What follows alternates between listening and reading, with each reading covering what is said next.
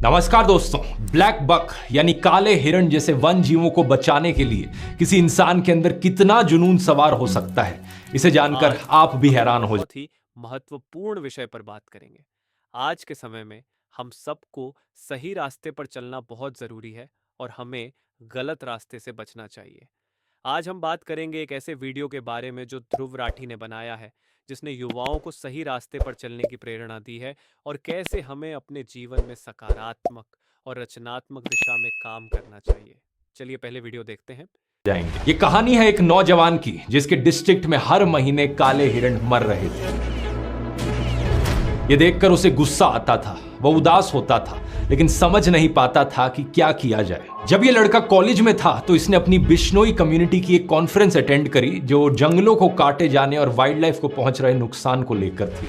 यही वो समय था जब इस युवक के मन में जिंदगी के मायने बदल गए। अपनी पढ़ाई पूरी करके ये गांव वापस आया और संकल्प लिया हिरणों को बचाने का। लेकिन सवाल ये था कि 20 साल का लड़का आखिर शिकारियों का मुकाबला कैसे करेगा। उसने सभी गांव वालों को कहा कि जब भी शिकार की कोई संभावना हो तो मुझे अलर्ट कर देना। एक बार गांव के एक इन्फॉर्मर ने उसे ऐसी ही जानकारी दी कि कहीं पर शिकार होने वाला है। सर्दियों की रात थी, तापमान करीब 14 डिग्री था, लेकिन फिर भी इस नौजवान ने अपनी मोटरसाइकिल उठाई और 30 किलोमीटर मोटरसाइकिल पर गया। जब तक ये वहां पर पहुंचा, अफसोस हिरन ऑलरेडी मारा जा चुका था। उसका मांस वहां पकाया जा रहा था, लेकिन फिर भी इसने पुलिस को बुलाया और शिकारी को गिरफ्तार करवाया। वाइल्ड लाइफ एक्ट 1972 के शेड्यूल 1 के तहत उसके खिलाफ केस दर्ज होता है। ये वहां के लोकल शिकारियों के लिए एक वार्निंग के जैसा था। कुछ समय बाद एक और ऐसा ही केस सामने आया। फिर से इंफॉर्मेशन मिली कि यहाँ पर एक हिरन मारा जाएगा और एक बार फिर से वहां पहुंचने तक हिरन का शिकार किया जा चुका था। इसे एक युवक ने अकेले शिकारियों को किसी तरीके से रोकने की कोशिश करी तो एक शिकारी ने उसके सिर पर बंदूक लगा दी। युवक ने कहा कि उसे डर तो महसूस हुआ, लेकिन उसे लगा कि अगर किसी प्रजाति को बचाने के लिए अपनी जान जोखिम में डालना जरूरी है तो यही सही। कुछ समय बाद पुलिस आती है और शिकारी को गिरफ्तार कर लेती है और कुछ इस तरीके से इसकी जान बच पाती है। जानते हैं दोस्तों, हमारी इस कहानी में ये युवक कौन है? ये हैं बिश्नोई, 51 साल के अनिल बिश्नोई। इनकी कहानी पब्लिश हुई थी द बेटर इंडिया में, एक बेहतरीन मीडिया पोर्टल जो रेगुलरली ऐसे बहुत से रियल लाइफ हीरोज पर स्पॉटलाइट डालते हैं। अनिल बिश्नोई राजस्थान के लक्सार गांव में रहने वाले एक किसान हैं। आज तक 300 से ज्यादा शिकारियों को रंगे हाथ पकड़ चुके हैं। ये केस दर्ज करवाते हैं, गवाही देते हैं और जब तक केस चलता है फॉलो अप भी करते हैं और मुजरिमों को जेल तक पहुंचाने का काम करते हैं। ब्लैक बक्स की मौत के पीछे शिकार के अलावा कुछ और भी कारण हैं, जैसे कि रोड एक्सीडेंट्स, एक्सट्रीम क्लाइमेट्स, कुत्तों द्वारा काट लिया जाना। इसलिए अनिल बिश्नोई ने गांव से 2 लाख रुपए का चंदा इकट्ठा किया और 66 पोखर तैयार करवाए जहां गर्मी में जानवर पानी पी सके। किसी जानवर को चोट लगती है तो ये उसे अपने घर पर या फॉरेस्ट डिपार्टमेंट के मेडिकल सेंटर पर फर्स्ट एड देते हैं। अगर हिरण के बच्चे की मां मर जाती है तो हिरण के बच्चे को तब तक पाल लिया जाता है जब तक वो जंगल में छोड़ने लायक ना हो जाए। आज राजस्थान के 12 डिस्ट्रिक्ट्स में 3000 लोग उनकी टीम में जुड़े हुए हैं और इतने सालों में उन्होंने मिलकर करीबन 10,000 काले हिरण और चिंकारा हिरण को मारे जाने से बचाया है। यही कारण है कि राजस्थान की सरकार ने अनिल बिश्नोई को Amrita Devi environmental protection award से भी सम्मानित किया था। अब कमाल की बात देखिए दोस्तों, सोशल मीडिया पर कुछ लोग बिश्नोई की जबरदस्त तारीफ में लगे हुए हैं। हमारे न्यूज मीडिया पर इनके चर्चे हर हफ्ते देखने को मिलते हैं और एक ट्विटर यूजर ने तो ये तक कह दिया कि बिश्नोई भारत का नया भगत सिंह। अरे वाह, लेकिन प्रॉब्लम बस इतनी है कि ये लोग अनिल बिश्नोई की बात नहीं कर रहे हैं। अनिल बिश्नोई को तो ये लोग जानते तक नहीं है। ये बात कर रहे हैं लॉरेंस बिश्नोई। कौन है ये लॉरेंस बिश्नोई? इसने आज तक कितने काले हिरणों को बचाया है? ढूंढने पर ऐसा कुछ नहीं मिलता कि इसने वाइल्ड लाइफ प्रोटेक्शन में कभी काम किया हो, बल्कि पता चलता है कि इस पर 84 मुकदमे दर्ज हो चुके हैं। पता चलता है कि लॉरेंस तो एक गैंगस्टर है।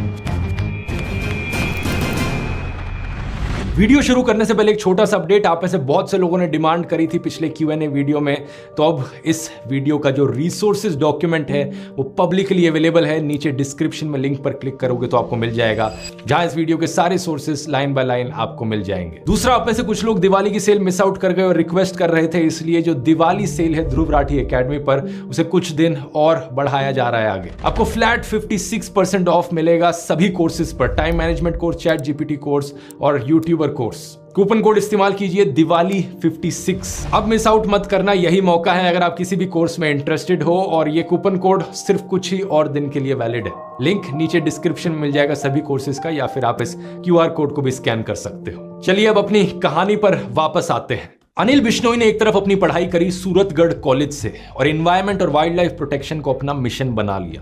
दूसरी तरफ लॉरेंस बिश्नोई ने अपनी पढ़ाई करी चंडीगढ़ कॉलेज से और क्या किया, स्टूडेंट पॉलिटिक्स में घुस गया। चलो ये तो अच्छी बात है, मेरा मानना है कि स्टूडेंट्स को पॉलिटिकल होना चाहिए। भगत सिंह भी अपने कॉलेज के समय पॉलिटिकल थे, ब्रिटिश सरकार के अत्याचार के खिलाफ आवाज उठाते थे। मैंने एक ही वीडियो किया था इनके ऊपर जिसमें मैंने बताया था कि कैसे भगत सिंह हाईएस्ट ऑर्डर के इंटेलेक्चुअल थे, बहुत सारी किताबें पढ़ते थे, क्योंकि उनका कहना था बम और पिस्तौल से क्रांति नहीं आती, क्रांति की तलवार विचारों की शान पर तेज होती है।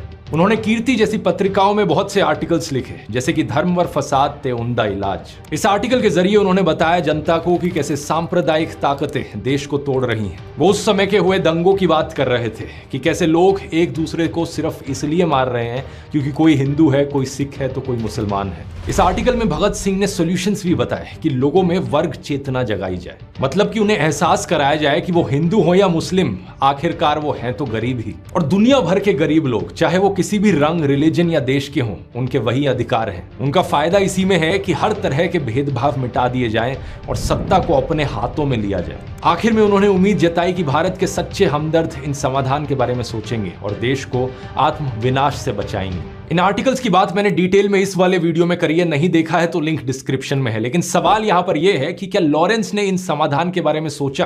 क्या उसने देश की एकता को बढ़ाने के लिए कुछ किया? पूछो अपने आप से। भगत सिंह ने अफसोस जताया था कि जो किसान सभी के लिए अनाज उगाता है, आखिर वो भूखा क्यों रहता है? जो बुनकर सभी के लिए कपड़े बुनता है, उसके बच्चों के पास ही कपड़े क्यों नहीं होते? तो क्या लॉरेंस ने इसके लिए कोई विरोध प्रदर्शन किया कि किसानों को उनकी फसलों का ऊंचा दाम मिले? नहीं। तो क्या थी लॉरेंस बिश्नोई की स्टूडेंट पॉलिटिक्स? पुलिस डोसियर से पता चलता है कि लॉरेंस बिश्नोई स्टूडेंट पॉलिटिक्स के चुनाव में किसी कैंडिडेट के लिए कैंपेन कर रहा था जब दूसरी चुनावी पार्टी वालों से झगड़ा हो गया। उसके एक दोस्त ने पहले वार्निंग देने के लिए बंदूक चलाई और 5 दिन बाद उसने और उसके दोस्तों ने राइवल कैंडिडेट के लिए कैंपेन करने वाले किसी आदमी की कार जला दी। उसके 8 दोस्तों के साथ उसे गिरफ्तार किया गया। जेल में वो हथियारों के सप्लायर से मिला। जेल से जब बाहर आया तो गुंडागर्दी चलती रही, उस पर कई केस हुए, लेकिन दोनों पार्टी ने जब समझौता कर लिया तो केस क्वॉश हो गए। ये साल 2010 की बात है जब उसने पंजाब यूनिवर्सिटी की स्टूडेंट ऑर्गेनाइजेशन के प्रेसिडेंट पोस्ट के लिए चुनाव लड़ा। इस आर्टिकल को देखिए। चुनाव हार गया तो अलेजिडली इसने अपने राइवल कैंडिडेट को अटैक कर दिया। साल 2011 में जब वो जमानत पर बाहर आया तो उसने फिर से चुनाव लड़ा और इस बार जीत गया। कॉलेज में रहते रहते ही करीब 18 मुकदमे इस पर दर्ज हो चुके थे। साल 2012 में लॉरेंस को उसकी लॉ डिग्री मिल जाती है और कोई भी आम इंसान अपनी लॉ डिग्री लेने के बाद क्या करेगा? लॉ की प्रैक्टिस शुरू कर देगा। लेकिन क्या लॉरेंस ने ऐसा किया? नहीं किया। वो कोर्ट तो गया, लेकिन मासूम लोगों को न्याय दिलवाने के लिए नहीं, वकील की तरह नहीं, बल्कि एक अक्यूज्ड की तरह कोर्ट गया। 2013 में उसने अपनी तरफ से प्रेसिडेंट पोस्ट के लिए किसी को नॉमिनेट किया और इस आर्टिकल को देखिए। कैंपेन के दौरान एलिजिडली उसने और उसके एसोसिएट्स ने राइवल नॉमिनी को जान से मार दिया और ये लोग फरार हो गए। 2014 में लॉरेंस एक पुलिस पिकेट पर पकड़ा गया। 2015 में एक कोर्ट में पेशी के दौरान वो पुलिस कस्टडी से भाग गया, लेकिन उसे फिर से गिरफ्तार किया गया। इस पॉइंट ऑफ टाइम तक वो गैंग के मुखिया के रूप में अपनी पोजीशन जमा चुका था। अब लॉरेंस के दोस्त गोल्डी बराड ने गैंग को चलाना शुरू किया। साथ ही इस नए भारत में ईज ऑफ डूइंग बिजनेस भी है दोस्तों, इसलिए जेल में रहकर भी क्रिमिनल अपना धंधा चला पाता है। तो अब लॉरेंस ने हाथ मिलाया एक और गैंगस्टर संदीप उर्फ काला जठेड़ी से। बाद में इनका झगड़ा हो गया, लेकिन पुलिस का कहना है कि जब ये साथ थे तब लॉरेंस काला जठेड़ी गैंग ने मिलकर दिल्ली, पंजाब, हरियाणा, राजस्थान में 30 मर्डर किए। मर्डर का मतलब समझते हैं आप? फिल्मों में एंटरटेनमेंट के नाम पर मर्डर इतना ज्यादा नॉर्मलाइज्ड है, स्टाइलाइज्ड है, जैसे कि पबजी जैसा कोई वीडियो गेम हो। मानो गेम ओवर हुआ तो फिर से रीसेट हो जाएगा, लेकिन असल जिंदगी में जब लोग मारे जाते हैं तो वो लौट कर नहीं आते।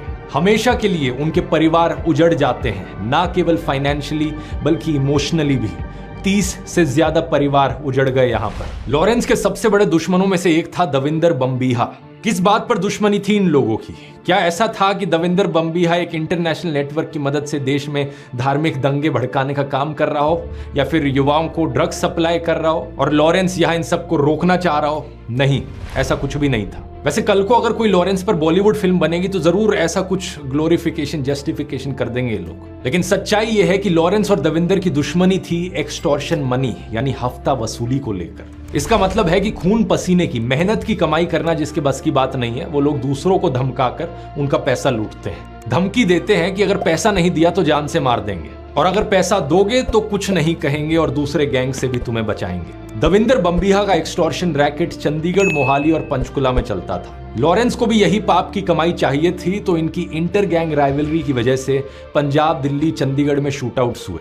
हफ्ता वसूली के अलावा लड़ाई का एक और कारण था पंजाब म्यूजिक इंडस्ट्री और कबड्डी के खिलाड़ियों पर अपना शिकंजा कसना। लेकिन सितंबर 2016 में दविंदर बम्बिहा एक पुलिस इनकाउंटर में मारा जाता है। ਵੱਡੀ ਖਬਰ ਬਠਿੰਡਾ ਤੋਂ ਹੈ ਜਿੱਥੇ gangster Davinder Bambiha police encounter ਦੇ ਵਿੱਚ ਮਾਰਿਆ ਗਿਆ है। जो आजकल का यूथ बड़ा आकर्षित होता है इन गैंगस्टर्स को देखकर, वो ये बात अच्छे से समझ ले, जब भी कोई गैंगस्टर जिंदा होता है उसे छुप छुप कर रहना पड़ता है, या तो जेल में, और अगर जेल में नहीं है तब भी उसकी जिंदगी एक लग्जरी जेल की जैसी ही होती है। भले ही उसके पास पैसा है, लग्जरी है, लेकिन उसे रहना पड़ता है छुप छुप कर। अब चाहे ये लॉरेंस बिश्नोई हो या फिर दाऊद इब्राहिम, जिस तरह आपके और मेरे जैसे लोग कभी इंडिया गेट पर मजे से कुल्फी खाते हैं, कभी ऋषिकेश में दोस्तों के साथ राफ्टिंग करते हैं, अपने परिवार वालों के साथ खुशी खुशी फेस्टिवल्स मनाते हैं, ये सब आजादी इन गैंगस्टर्स को नसीब नहीं होती। ध्रुव राठी ने बिल्कुल सही कहा है कि हम सब में क्षमता है, लेकिन हमें अपने प्रयासों को अच्छे कामों में लगाना होगा, जिसे न सिर्फ हम अपने लिए बल्कि अपने समाज के लिए भी कुछ अच्छा कर सकते हैं। क्या वीडियो में यह भी बताया गया है कि कैसे हम अपनी भावनाओं और गुस्से को सकारात्मक दिशा में बदल सकते हैं और अपने संघर्षों का सामना करते हुए अपने सपनों को हासिल कर सकते हैं। इन्हें हर समय डर लगा रहता है कि कोई इन्हें मार देगा, या तो कोई दूसरा गैंगस्टर इन्हें मार देगा, या फिर पुलिस इनकाउंटर में मारे जाएंगे, या फिर जेल में बंद रहेंगे। यह भी हो सकता है कि जेल के अंदर अंदर ही इन्हें मार दिया जाए। दविंदर बम्बिहा के अलावा कितने सारे एग्जाम्पल्स हैं इसके, जैसे कि लॉरेंस गैंग का एक और मशहूर गैंगस्टर था अंकित बहादुर। जब लॉरेंस को जेल हुई तो पंजाब और राजस्थान में अंकित ने ही गैंग को संभाला। इस पर 4 मर्डर और 15 एक्सटॉर्शन केसेस चल रहे थे, और फरवरी 2019 में जीर कपूर में पुलिस इसका एनकाउंटर कर देती है और ये मारा जाता है। लेकिन इतना ही नहीं, जनसत्ता की एक रिपोर्ट में बताया कि इसकी मौत के बाद इसके पिता ने अस्पताल में इसका शव ले जाने से मना कर दिया। उन्होंने कहा कि मेरे बेटे ने जो किया है उसका अंजाम यही होना था, और मैं देश के यूथ से अपील करता हूं कि कोई भी मेरे बेटे जैसा ना बने। अगर कोई बनेगा तो उसके साथ भी यही होगा। ऐसे ही एक कहानी है ड्रेडेड क्रिमिनल जितेंद्र गोगी की। ये भी लॉरेंस बिश्नोई काला जठेड़ी गैंग से जुड़ गया था। 4 साल तक पुलिस से आंख मिचोली चलती रही, और आखिरकार मार्च 2020 में पुलिस ने इसे धर दबोचा। रोहिणी कोर्ट में इसे हियरिंग के लिए लाया जा रहा था कि तभी 2 लोग वकील के कपड़ों में आए और कोर्ट प्रेमिसेस में ही इसे गोली मार दी।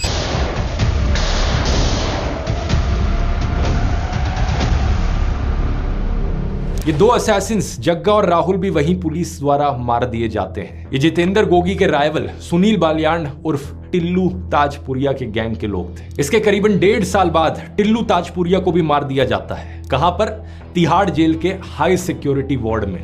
गोगी गैंग के 4 लोगों ने उस पर लोहे के सुओं से 100 से ज्यादा बार हमला किया। इस वारदात का सीसीटीवी वीडियो मैं यहां नहीं दिखा सकता, लेकिन जो लोग क्राइम से बहुत आकर्षित होते हैं उन्हें यह सर्च कर लेना चाहिए यूट्यूब पर। इस तरह बदला लेते हुए और उस बदले का बदला लेते हुए गोगी और टिल्लू गैंग की राइवलरी में इन्हें मिलाकर 20 लोग मारे जाते हैं। लॉरेंस बिश्नोई के एसोसिएट गोल्डी बरार ने इसके बाद फेसबुक पोस्ट पर लिखा कि आज गोगी मान ग्रुप वाले भाइयों ने सारे भाइयों का सिर ऊंचा कर दिया, बड़े भाई गोगी का बदला लेके। और भी जो कुत्ते जिंदा रह गए हैं उनका भी नंबर जल्दी आएगा। इन गैंग्स की दोस्ती दोस्तों कोई शोले फिल्म वाली जय वीरू की तरह दोस्ती नहीं होती, बल्कि इसका भी फंडा होता है कि दुश्मन का दुश्मन दोस्त होता है। लॉरेंस बिश्नोई, काला जठेड़ी और जितेंद्र गोगी गैंग के अलावा इनके सिंडिकेट में कुछ और गैंग्स थे, जैसे सुब्बे गुर्जर और राजस्थान बेस्ड आनंदपाल सिंह। इनमें से सुब्बे गुर्जर को 2021 में हरियाणा की स्पेशल टास्क फोर्स द्वारा गिरफ्तार किया जाता है, और 2022 में मानेसर नगर निगम और पुलिस उसके आलीशान 4 मंजिला घर को गिरा देती है।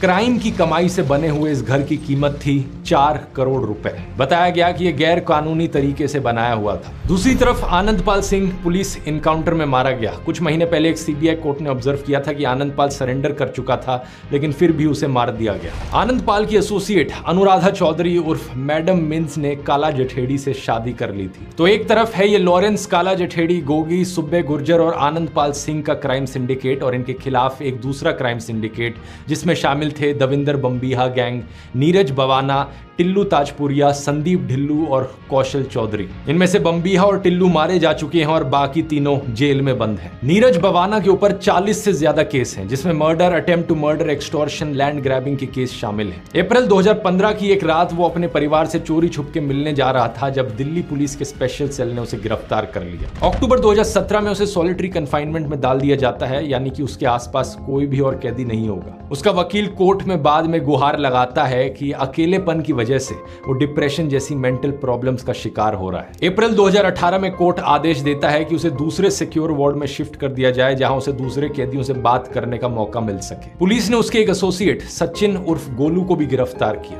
वो जिस घर में रह रहा था वो नीरज के पिता प्रेम सिंह के नाम पर रजिस्टर्ड था। उस घर में एक MG हेक्टर मिली, एक स्कॉर्पियो जिसे मॉडिफाई करवाकर बुलेट प्रूफ बनाया गया था। 4 देसी कट्टे, 79 कारतूस और 2 स्पेयर मैगजीन्स भी वहां बरामद हुई। इस वजह से नीरज के पिता प्रेम सिंह को भी अक्टूबर 2022 में गिरफ्तार कर लिया जाता है। दूसरा गैंगस्टर संदीप ढिल्लू 2018 में पुलिस कस्टडी से भाग गया था। 2020 में उसे सिलीगुड़ी में गिरफ्तार किया जाता है और आज तक की ये रिपोर्ट देखिए। 2 लाख का इनामी बदमाश गिरफ्तार, इनकाउंटर के डर से पत्नी ने वायरल किया वीडियो। ढिल्लू की पत्नी वीडियो में कहती हुई दिखती हैं कि मैं प्रियंका, वाइफ ऑफ संदीप, मेरे पति को पकड़ लिया गया है। मुझे डर है कि मेरे पति का इनकाउंटर ना हो जाए। मैं ये किस्से आपको इतने डिटेल में इसलिए बता रहा हूं ताकि आप समझ सको कि इन गैंगस्टर्स की जिंदगियां कैसी बीतती हैं। अगर कोई नौजवान फैसला करता है क्राइम की दुनिया में कदम बढ़ाने का, तो उसके परिवार के सदस्यों को, रिलेटिव्स और दोस्तों को क्या क्या सहना पड़ता है। तीसरा गैंगस्टर यहां पर था कौशल चौधरी। इसके बारे में पिछले साल खबर आती है कि इसने पुलिस कस्टडी में नाई से एक हेयर ट्रिमर छीनकर आत्महत्या करने की कोशिश करी, लेकिन पुलिस ने इसे बचा लिया और अटेम्प्ट टू सुसाइड का एक और केस इस पर लगा दिया। इसी हफ्ते इससे जुड़ी हुई 2 और खबरें आई हैं। पहली ये कि इसके 2 शूटर्स ने दिल्ली के रानी बाग में एक बिजनेसमैन के घर पर गोलियां चलाई। 15 करोड़ रुपए की एक्सटॉर्शन के लिए एक स्लिप छोड़ दी जिस पर लिखा था कौशल चौधरी, पवन शौकीन, बम्बीहा गैंग। दोनों शूटर्स को गिरफ्तार कर लिया गया। दूसरी खबर देखिए, कौशल चौधरी ने लॉरेंस को मरवाने के लिए प्लान बनाया। इसी से ही रिलेटेड कुछ दिन पहले की ये खबर भी देखिए। क्षत्रिय करनी सेना ने 1,11,11,111 रुपए का इनाम देने की घोषणा करी है उस पुलिस ऑफिसर को जो लॉरेंस बिश्नोई को मारेगा। ऐसा इसलिए क्योंकि करनी सेना के अध्यक्ष सुखदेव सिंह गोगामेडी की हत्या कर दी गई थी और इसकी जिम्मेवारी लॉरेंस गैंग ने ली थी। कुछ दिन बाद इस खबर में अपडेट आता है कि सिर्फ पुलिस ऑफिसर को ही नहीं, अगर साबरमती जेल में बंद कोई कैदी भी लॉरेंस को मारेगा तो भी उसे ये इनाम मिलेगा। जो पुलिसकर्मी लॉरेंस बिश्नोई का एनकाउंटर करेगा, उस पुलिसकर्मी को 1,11,11,111 रुपए का पुरस्कार करनी सेना द्वारा प्रदान किया जाए। लेकिन दूसरी तरफ से कौशल चौधरी भी लॉरेंस की हिट लिस्ट पर है। ऐसा लॉरेंस ने NIA को पूछताछ में बताया। क्या कारण है इसके पीछे? कौशल चौधरी का रोल बताया जाता है विक्की मिद्धू खेड़ा के मर्डर में। विक्की लॉरेंस का करीबी था उसकी स्टूडेंट पॉलिटिक्स के टाइम से। अगस्त 2021 में उसका मर्डर किया जाता है। विक्की का नाम अक्टूबर 2020 की सिर्फ एक FIR में था जो लिखी गई थी चंडीगढ़ के सेक्टर 39 पुलिस स्टेशन में। इस FIR में विक्की पर आरोप था कि वो लॉरेंस गैंग का मेंबर था और उस गैंग के सदस्यों को लॉजिस्टिकल सपोर्ट देता था। मर्डर के 1 साल बाद मोहाली के SSP विवेकशील सोनी ने भी अपने बयान में यही कहा था कि लॉरेंस गैंग का करीबी होने के कारण विक्की राइवल बम्बीहा गैंग का टारगेट था। दविंदर बम्बीहा के मारे जाने के बाद इस गैंग को चला रहा था लक्की पड़ियाल। दिल्ली पुलिस की काउंटर इंटेलिजेंस यूनिट ने केस को क्रैक करते हुए बताया कि लक्की पड़ियाल के इंस्ट्रक्शंस पर कौशल चौधरी और अमित डागर ने इसकी साजिश रची थी। 4 शार्प शूटर्स को इसके लिए हायर किया गया था और बम्बीहा गैंग के 12 गैंगस्टर्स गिरफ्तार हुए थे, जिनमें 3 शूटर्स शामिल थे। उन्होंने भी इंटेरोगेशन में कौशल चौधरी और अमित डागर का नाम लिया। यहाँ हमारी कहानी में एक और किरदार की एंट्री होती है। अमित डागर को लेकर नव भारत टाइम्स की एक रिपोर्ट में बताया गया कि एक समय पर कौशल गिरोह के अमित डागर ने लॉरेंस को धमकी देकर फिरौती मांगी थी। लॉरेंस के फिरौती ना देने पर अमित डागर के गुंडों ने लॉरेंस से जुड़ी हुई एक कंस्ट्रक्शन कंपनी के अधिकारी की जयपुर में हत्या कर दी। बताया जाता है कि तब लॉरेंस बिश्नोई ने अमित डागर को 5 करोड़ रुपए की फिरौती दी थी। आज के दिन कौशल चौधरी और अमित डागर दोनों जेल में हैं लॉरेंस बिश्नोई की तरह। अमित डागर ने लव मैरिज करी थी ट्विंकल से। पिछले साल उसकी गिरफ्तारी की खबर भी सामने आई।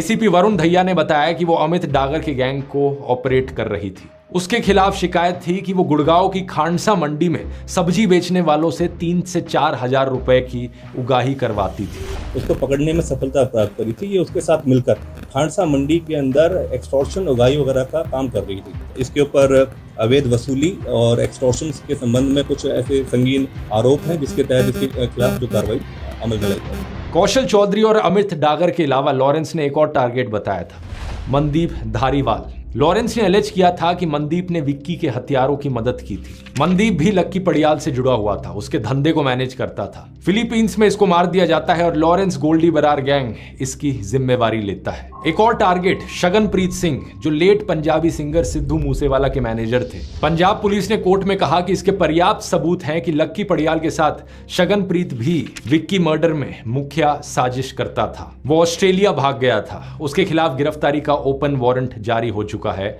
उसे वापस भारत लाने की कोशिश चल रही है। मई 2022 में सिद्धू मूसेवाला का मर्डर होता है और लॉरेंस के दोस्त गोल्डी बराड मर्डर की जिम्मेवारी लेता है। दिल्ली पुलिस के स्पेशल सेल ने कहा था कि विक्की के मर्डर में शगनप्रीत सिंह और सिद्धू मूसेवाला शामिल थे। सिद्धू मूसेवाला के मर्डर के बाद टाइम्स ऑफ इंडिया में सिद्धार्थ बैनर्जी की एक रिपोर्ट छपी, जिसमें कई सोर्सेस के आधार पर बताया गया कि जैसे ही कोई आर्टिस्ट एक बड़ा नाम बन जाता है, उसके पास एक्सटॉर्शन के लिए धमकी भरे कॉल आने लगते हैं। कई पंजाबी सिंगर्स के एक मैनेजर ने बताया कि सिंगर्स को पंजाब यूनिवर्सिटी के कॉलेजों में परफॉर्म करने के लिए बुलाया जाता है। वहां कुछ गुंडे सिंगर्स से बात करते हैं जो स्टूडेंट पॉलिटिशियंस और गैंगस्टर्स के बीच में कहीं होते हैं। मान लीजिए कि वो स्टूडेंट पॉलिटिशियन गैंग ए के साथ जुड़ा हुआ है। कुछ समय बाद सिंगर को गैंग बी से एक्सटॉर्शन का कॉल आता है, तो कई बार सिंगर फिरौती की रकम दे देता है, लेकिन कई बार वो स्टूडेंट पॉलिटिशियन से बात करता है और गैंग ए से मदद लेता है। सिंगर खुद से किसी भी गैंग या नेक्सस का हिस्सा नहीं बनना चाहता, लेकिन इस तरीके से बीच में फंस जाता है। एक इंटेलिजेंस ऑफिशियल ने DW से बात करते हुए बताया कि इस तरह सिंगर्स जिन खराब एलिमेंट्स की पेट्रनेज लेते हैं, कुछ समय बाद वो खुद उनके लिए एक फ्रैंकेनस्टाइन मॉन्स्टर बन जाते हैं। इस वीडियो में मेरा मकसद था दोस्तों आप लोगों को दिखाना कि गैंगस्टर्स की जिंदगियां असली में कैसी होती हैं। फिल्मों में और न्यूज चैनल्स के द्वारा अक्सर गैंगस्टर्स को ग्लोरीफाई किया जाता है, बहुत ज्यादा बढ़ा चढ़ा कर बड़े स्टाइलिश तरीके से उन्हें दिखाया जाता है। यही कारण है कि बहुत से लोग इन गैंगस्टर्स को वर्शिप करने लग जाते हैं, लेकिन ये है असलियत। कोई गैंगस्टर पुलिस इनकाउंटर में मारा जाता है, किसी को राइवल गैंग द्वारा मार दिया जाता है, तो कोई जेल में है, किसी के पिता जेल में है, किसी की पत्नी जेल में है, किसी के कजन का मर्डर हो गया है तो किसी के दोस्त का।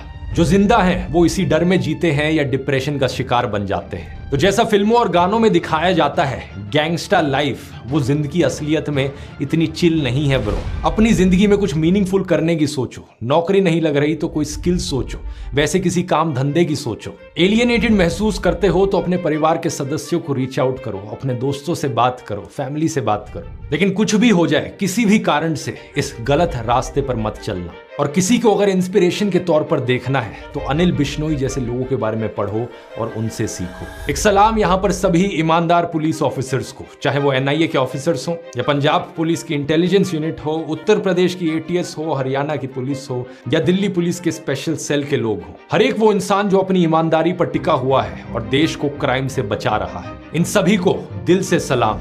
इस वीडियो में मेरा फोकस दोस्तों गैंगस्टर्स की खुद की जिंदगियों पर था, लेकिन अगर आप चाहते हो तो इसका एक पार्ट 2 भी बन सकता है इस वीडियो का, जिसमें मैं बात करूं ये गैंगस्टर कल्चर एक्चुअली में बाकी देश पर क्या इंपैक्ट डालता है, हमारे समाज पर इसका क्या असर पड़ता है, बॉलीवुड का क्या नेक्सस रहा है अंडरवर्ल्ड के साथ और फिल्मों में कैसे गैंगस्टर्स को ग्लोरीफाई किया गया है। अगर आप ये वीडियो चाहते हो तो कमेंट्स में लिखकर बता सकते हो। कोर्स का लिंक नीचे डिस्क्रिप्शन में मिल जाएगा, कूपन कोड है दिवाली 56 और तब तक के लिए आप ये भगत सिंह वाला वीडियो देख सकते हो यहाँ क्लिक करके। बहुत बहुत धन्यवाद।